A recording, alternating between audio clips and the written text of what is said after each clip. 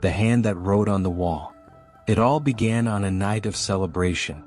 Babylon was at the height of its power, and King Belshazzar wanted to show everyone just how great he was. He threw a massive feast in his palace. The hall was filled with laughter, music, and the clinking of golden goblets. The king sat on his throne, surrounded by hundreds of nobles, all enjoying the finest food and wine. But this was no ordinary feast.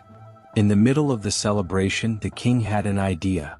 An arrogant, dangerous idea. He ordered his servants to bring out the sacred golden cups, cups that had been taken from the temple of God in Jerusalem. These cups were holy, meant for worship, but Belshazzar didn't care. When the servants brought the cups, the crowd cheered. The king held one up, smirking, and made a toast. To the gods of gold, silver, bronze, iron, wood, and stone, he shouted. Everyone raised their cups, laughing and drinking. But then it happened. Out of nowhere, a hand appeared in the air. Just a hand, glowing faintly with no arm, no body. It floated near the wall and it began to write. The room went silent. The music stopped. The laughter stopped. Every eye was on the hand as it moved across the wall, carving glowing words into the stone. The king froze. His face turned pale as a sheet.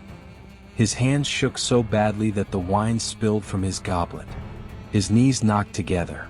He couldn't even speak. When the hand finished writing, it vanished. But the glowing words stayed on the wall. They were written in a language no one could understand. Desperate, the king screamed for his magicians, astrologers, and wise men. "Tell me what the writing means," he shouted. "Anyone who can explain it will be richly rewarded. I'll make them the third most powerful person in the kingdom." But one by one, the wise men stepped forward, looked at the wall, and shook their heads. They had no idea what the words meant. As the king grew more terrified, the queen entered the hall. She had heard the commotion. Calmly, she approached the king and said, "Don't be afraid, my king. There's a man in your kingdom who can help. His name is Daniel. He has wisdom and insight from the gods. Call him, and he will tell you what the words mean." The king didn't hesitate. He ordered his servants to bring Daniel immediately. When Daniel arrived, the king looked at him with desperate eyes. "If you can explain these words," he said, "I'll give you gold, fine clothes, and make you a ruler in my kingdom." But Daniel wasn't interested in rewards. He stood before the king and looked at the glowing words. Then he turned to Belshazzar and said, "Keep your gifts, O king. I'll explain the writing, but first you need to understand something." Daniel's voice was calm but firm. "Your father, King Nebuchadnezzar, was a great ruler, but he became arrogant. He thought he was greater than God. So, God humbled him until he recognized that heaven rules over all. But you, Belshazzar, you knew all this, and yet you've acted even worse. You took the holy cups from God's temple and used them to praise false gods. You have defied the Lord of heaven." The room was silent.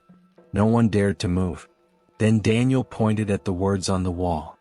"This is what they mean," he said. "Mean, God has numbered your days. Your time as king is over. Tekel, you have been judged and found guilty. Peres, your kingdom will be divided and given to the Medes and Persians." The king sat in stunned silence. He didn't argue. He didn't plead. Deep down he knew it was true. That very night the prophecy came true. The Persian army broke into Babylon. The city fell and King Belshazzar was killed. His kingdom was taken, just as the writing on the wall had warned. And those glowing words? They faded into darkness, leaving behind a story no one in that palace would ever forget. Thank you for watching. If this story inspired you or gave you something to think about, don't forget to like this video and share it with your friends.